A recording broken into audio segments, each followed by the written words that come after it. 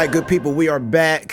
So this topic actually came really due to some of the things that's been manifested in the news. And as you can see, it's another crispy brother here. Shout out to DA, part of the planning team, as you know.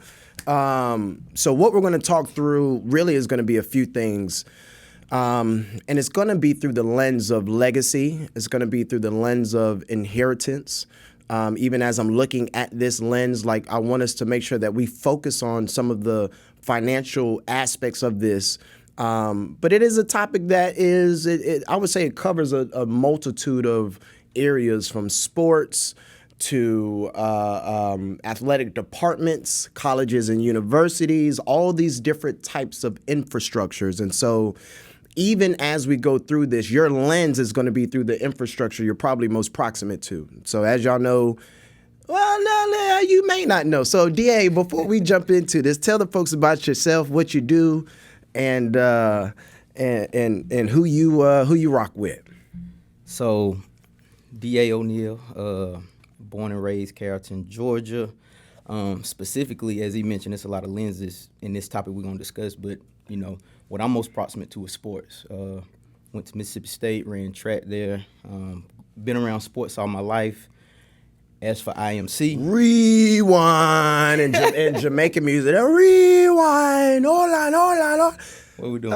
Ran track at Mississippi State. There's some credentials. All SEC. Oh, okay. All right. Yeah, all American honorable mention in the 4x4. So, yeah, I did. Yeah. So it is helpful that even as we get into this topic, SEC, collegiate athlete, Power 5, credentialed. You know what I'm saying? Like that's a level of commitment and execution.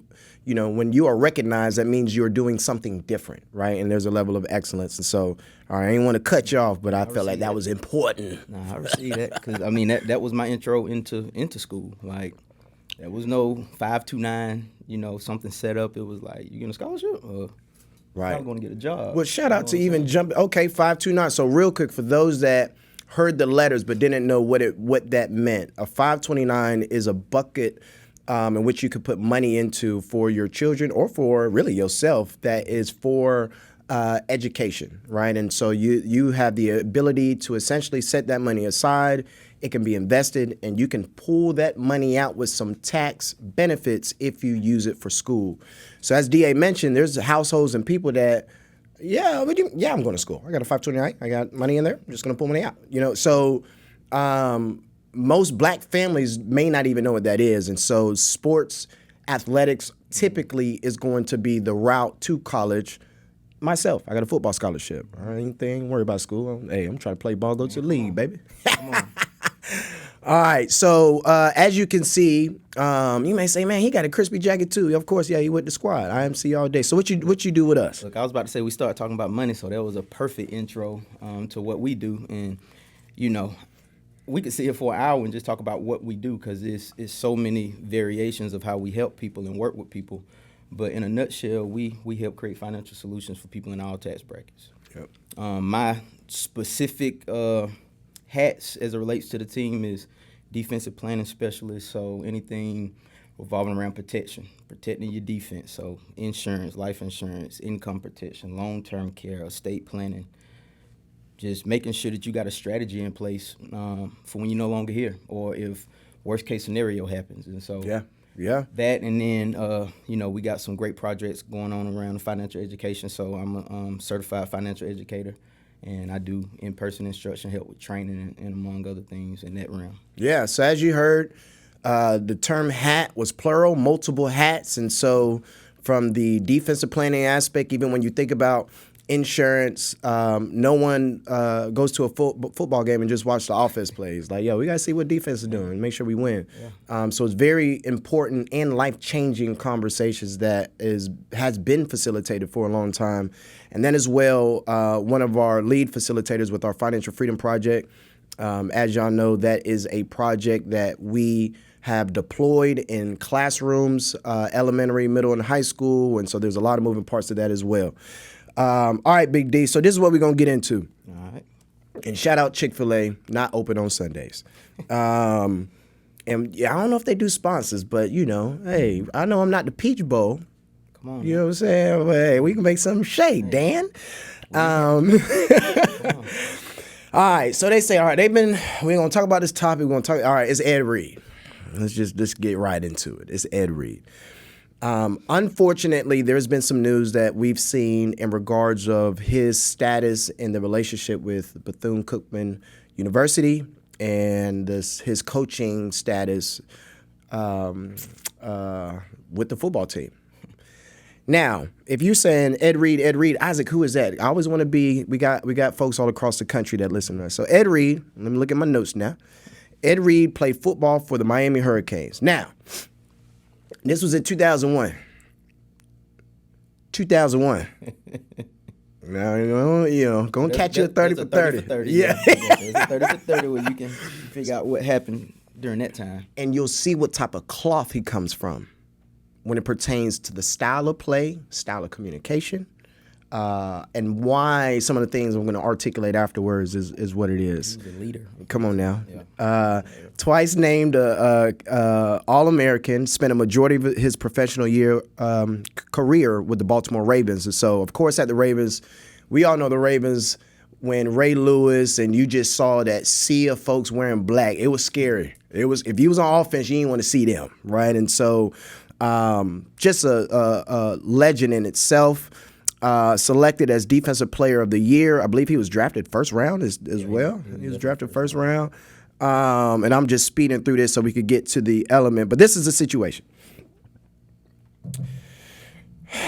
One of the things, unfortunately, with HBCUs, as we've seen in the news, as we've seen just in general, and really in totality when we think about the business model of colleges and universities, because at the end of the day, college and university, it takes money to be able to run that entity, right?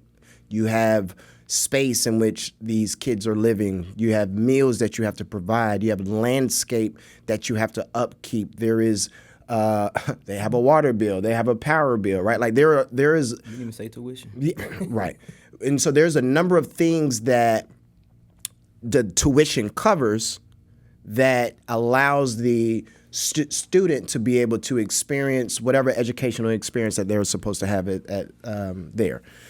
Then you have folks like, me and DA, that's like, all right, school is cool, but sports brought me here. Like, I know you call me a student athlete, but I call me an athlete student. Right. That's right. Yeah. Strong. I met the coach before I met the president. That's usually how it goes. But with this situation, there was a lot of curiosity of the future of the types of coaches that HBCUs could receive once Deion transitioned to Colorado. Yep. Then there's this excitement that Ed Reed, Hall of Famer, legend, one of the best to do it in the secondary, is now going to Bethune-Cookman. When that news originally came out, what were your thoughts? So let me take a step back and just say this. When the news broke that he was going to Colorado, there was some excitement. Like, I'm happy for him because I know what he can go do on a larger scale. But it was like, man, I kind of wish he would have been Jackson a little bit longer because I saw where it was going. So when I first heard that Ed Reed was going to Bethune, it was like, okay, there's a torch that's been passed, and there'll be some more guys. Because again, when you say Deion is the best cornerback, it's almost hands down. If you ask people that really know about football, what does Ed Reed rank as a safety? Some may say number one. So I think it's an aspect of when you got somebody experienced that has been there and has done these things that can go show me how to do it. There's a level of, like, again, curiosity that comes with, okay, I want to go see how he would do in this situation as well. Right. And that's a good point because, one of the excitements about Deion coming to Jackson State that we all loved, and we mentioned this in our first episode, was just on the heels of George Floyd, there was this appetite of our culture to exist in a way that was unapologetic. And Deion did that. Yeah. Swagged out, very confident, and he walked the talk. And so just as you mentioned, it's just like, all right, we saw that blueprint. We've seen him walk it and talk it. Now let's see it at this level with this type of authority and responsibility. And I think everyone else was excited about it. All right, so the announcement is there. For those that are on social media, and I think it's good to note as well that prior to the minutia of the topic we're going to get into, there is a process we at least have to discuss when it pertains to the hiring process, right? And so with this situation, Ed Reed actually wasn't hired yet, but they had an agreement that he was going to be the coach. So prior to paperwork being solidified, contract being in place. Come on now. Ed said, well, let me go ahead and get started, right? Now, typically, y'all know, if you got a job and they say, all right, you're going to start next week, you be like, I can start today with no pay. You're not going to do that. You're not going to do that. Just let me roll up my sleeves and go to work. Right. You know what? Hey, next week, I'm going to come in right now. Like, we ain't going to pay you. It's all right. I love this. No, you don't. Go through. Right. I ain't even gave you my ACH information yet. So that's why y'all need to have a bank account, direct deposit. He made the decision to say, okay, we're going to go ahead and start tapping in. So I'm going to connect with these students, start connecting with other athletes that may want to come here. I'm pretty sure they were able to survey the campus and things of that nature. But now he is becoming more exposed to some of the situations that are impacting the environment that he is about to live in for the next X amount of years. Mm-hmm. Did you see anything in regards of kind of like the immediate reaction of what he saw on campus? Like, what's your thoughts around that? So I saw a live, and he was showing what they were doing, but he was also expressing his disappointment in the environment that he was in. And I remember laughing, thinking, Prime, I mean not Prime, but hey, don't do it like that on live. That's good. Let's go. Okay. So, this is good. All right. So the question is, whenever something you're passionate about pains you, how do you communicate it? Not how do you communicate it to share your pain. How do I communicate it to get it solved? Yeah. Right? Right? Unfortunately, so going to the video, let me not get too deep. Going into the video, Ed communicated the pain of what he saw. Trash everywhere, the condition of certain buildings. Let me back up. I didn't see this, but there was trash in the video from the lens that it was displaying, and they were showing the areas that they had to clean up. Now,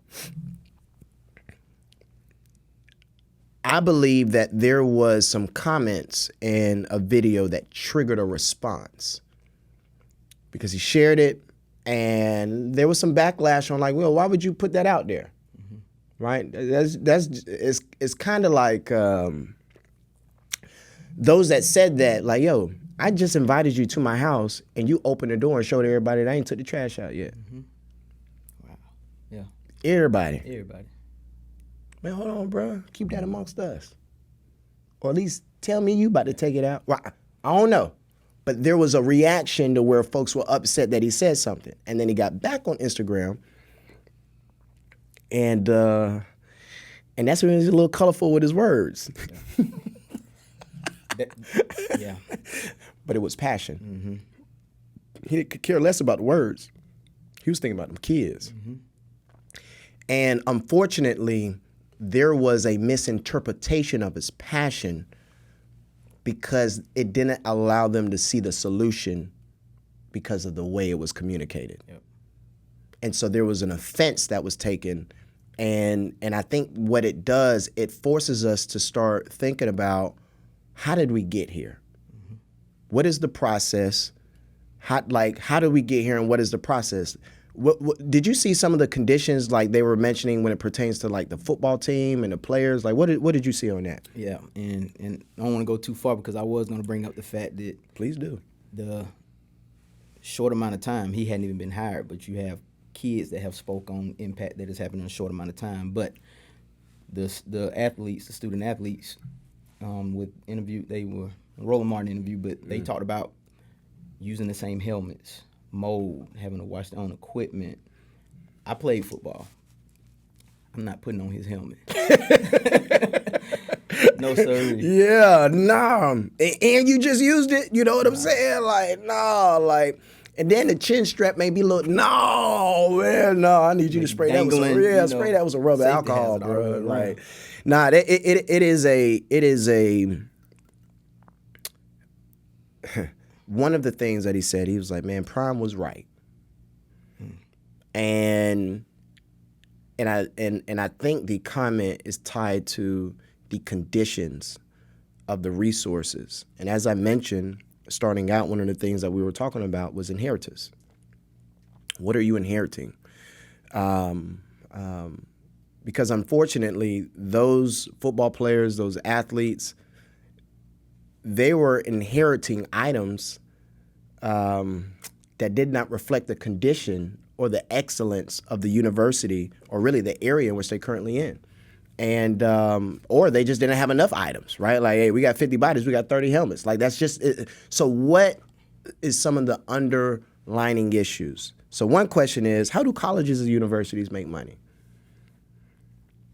Another question is, what is the difference in the business model between a publicly funded school and a privately funded school? Bethune-Cookman is private. So there may not be, state resources, federal resources that other colleges, specifically HBCUs, they already been underfunded, that they have access to. No excuse at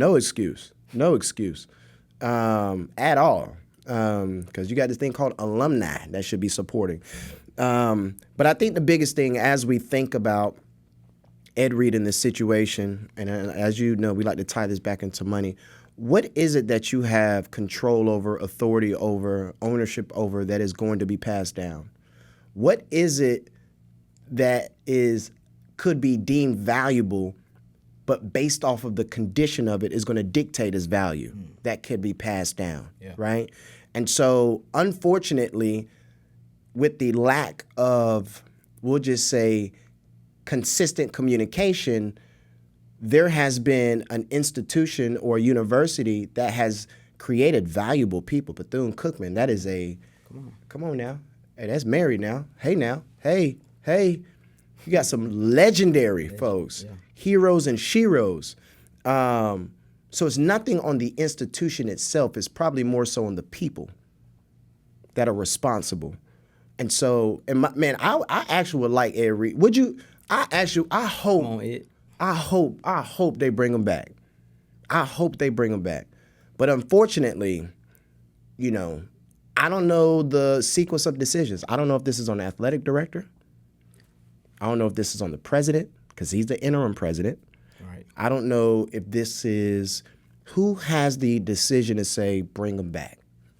So, to that point, I don't have the answer to that question, but what my curiosity has grown over the course of the past week since this started on Saturday is you've heard from administration, you've heard from Ed, you've heard from student athletes, you've heard from student body, you've heard from parents, and all five have a different perspective. Yep. Right? So I can tell you about being a student athlete. I can tell you about athletics. What I can't tell you about is how administration works, right? I can talk about the importance of your parents feeling comfortable with where you're going. So you can tell there's not much communication because they're all on the same page. So where do you go to make sure that the communication is streamlined, that we're on the same page? Because you get 5 stories. It ain't a good look. When the interim president says, I meet with the student leaders frequently, and they get on and say, man, we ain't talked to them since August. Well, hold on. Wait a minute. Numerous attempts. Yeah, hold on. Oh, all right. So there is this misfire that unfortunately has also, created some curiosity on, like, are y'all communicating consistently? But think about this. Even though the style of communication may have been not of choice of the college or university, the main individuals that's going to let us know if what he's saying is consistent or not, it's going to be them students. I ain't heard one say he been lying. So I do think that this does bring light to those that we deem as family, and how we welcome others into family, but not take offense when there's opportunity to grow, right? Because really it was an opportunity. Yep. And unfortunately, the way the opportunities was communicated to the public did not allow the alignment on how we're going to solve the problem, which means that there was something happen in this process. Administration, there was something in this process that the circle could not be completed. And it was prior to any paperwork. Come on, man. So you know where his passion was. It's two things with money. We could tell you what's important to you by looking at your calendar and your bank statements, where you spend your time and where you spend your money. Bro was there prior to contract and getting paid and spending money on them kids. They were important to him. And I think that his passion and his purpose, because he's been doing this. Check out the Ed Reed Foundation. He's been doing this 15 plus years. Like, Ed been doing this way. Yeah. What's the problem? Fix it. The infrastructure of the university is the element that I believe Prime was getting a better understanding of while he was at Jackson State. And it may not have been as progressive as Jackson State at Bethune Cookman. And so when trying to move something at the speed. So I got a question for you. Yeah.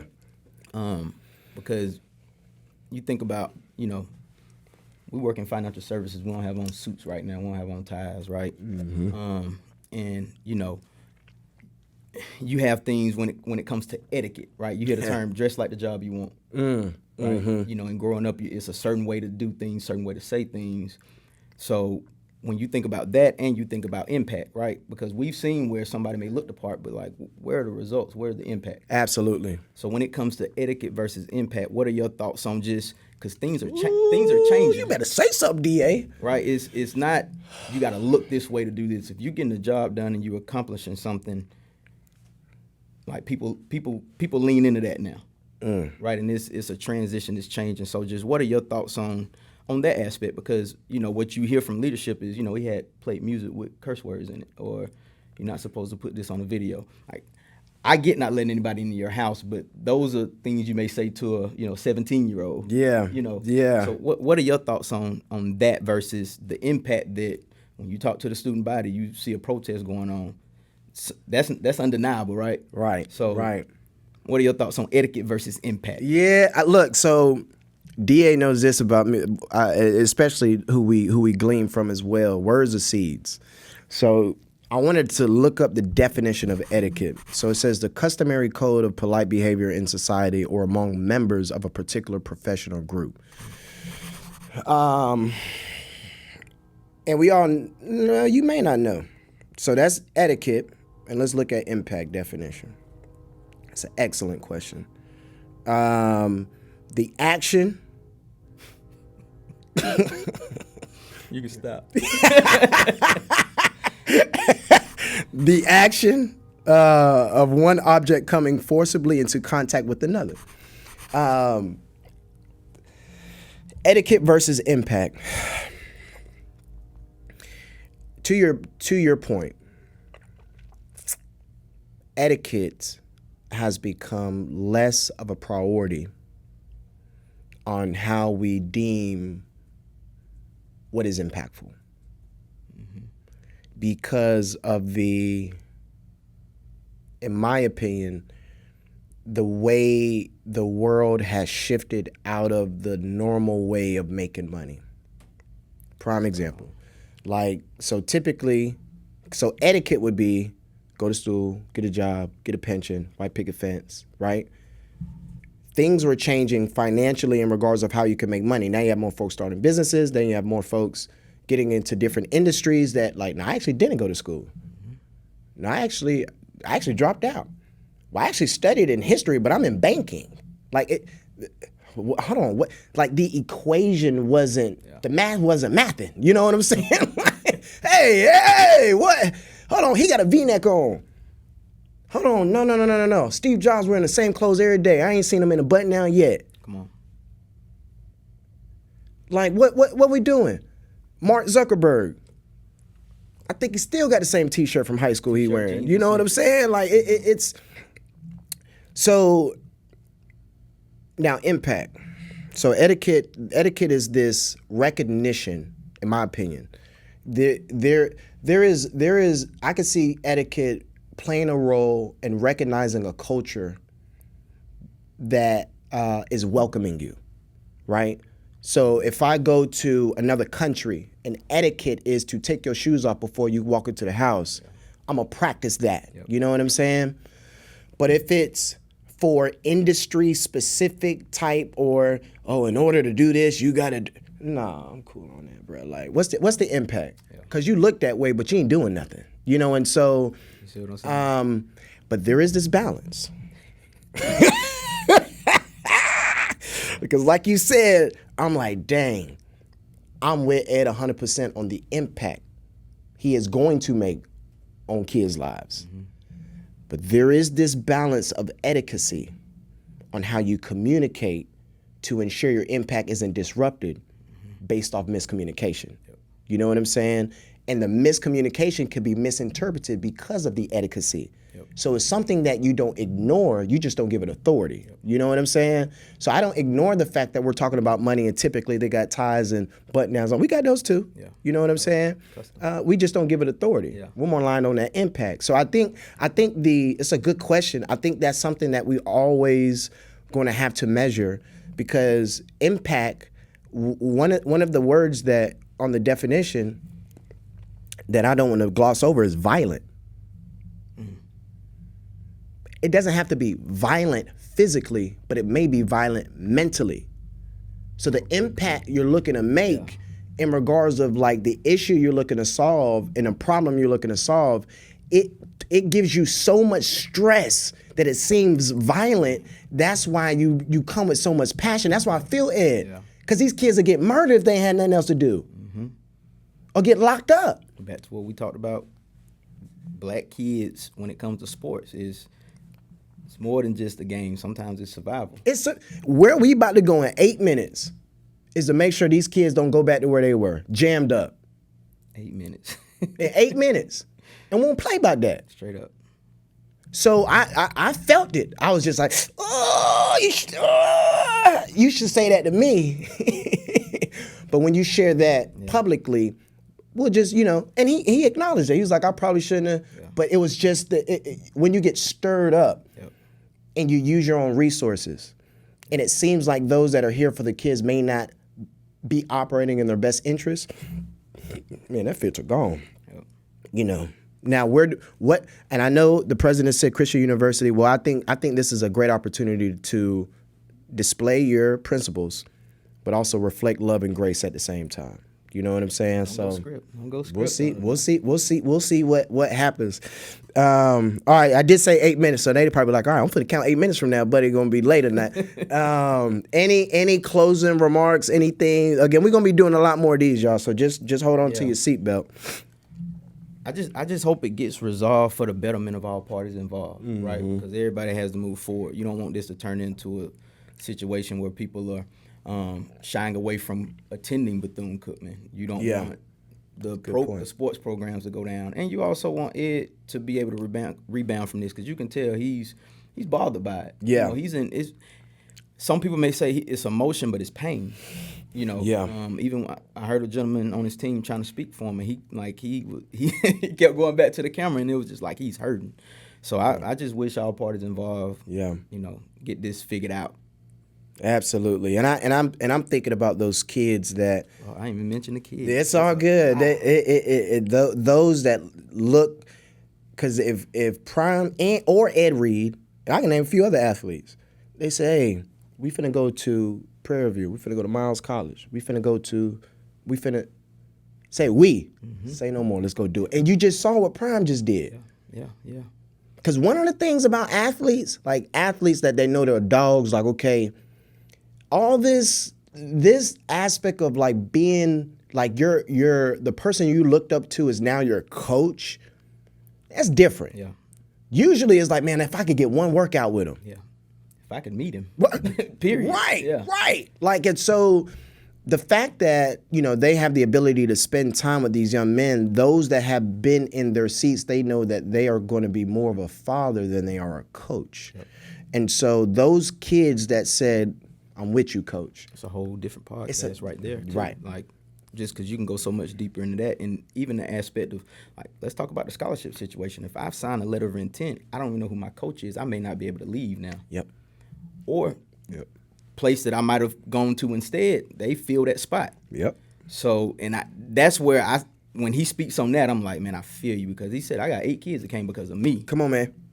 Their parents trusted me. Mm-hmm. So, like, where do we go from here? Right. Where do those kids go from here? That's exactly right. That's exactly right.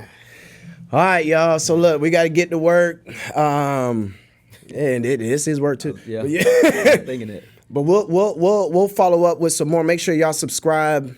Stay tuned. Tell a friend.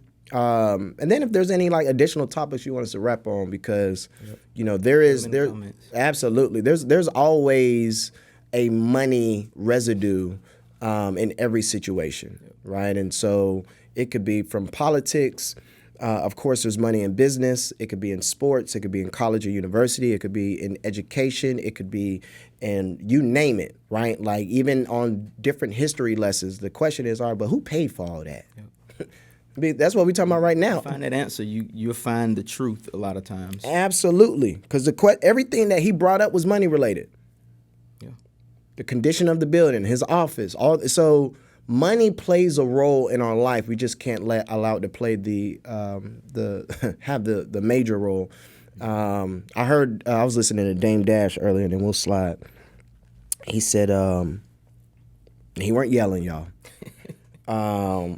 Dame Dash said, and I'm paraphrasing Dame, so forgive me, but ultimately he said,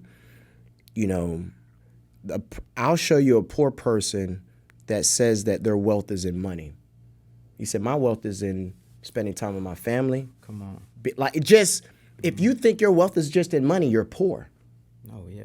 And if you talk to people who really have money, money provides resources, but the things that give you true peace, it's not Yeah, because most people that have money don't know themselves. Yeah. And so, but that's why we can't give money authority, right? And so, what is it? Self-worth is greater than net worth. So y'all be good, stay planning, subscribe, and we'll holla at you.